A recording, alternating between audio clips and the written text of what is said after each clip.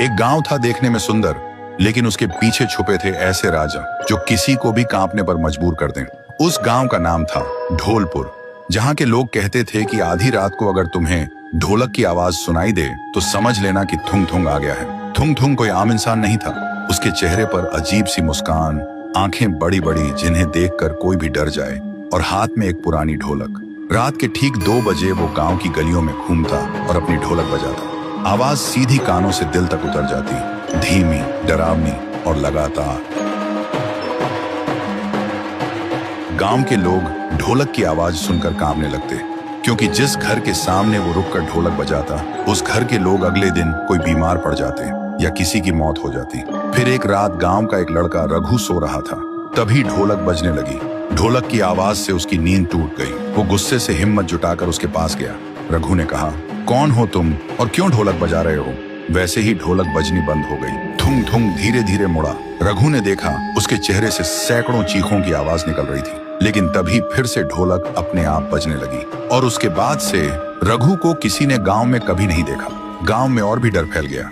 कोई भी रात को 2 बजे बाहर निकलने की हिम्मत नहीं करता था। लोग दरवाजे और खिड़कियां बंद करके सोने लगे, क्योंकि ढोलक की आवाज इतनी डरावनी थी कि पूरा शरीर कांप उठता था। उसी गांव में एक लड़की थी, गौरी। उसका भाई रघु ही था। उसने कसम खाई थी, मैं पता लगाऊंगी कि मेरे भाई को थुंग थुंग कहां ले गया।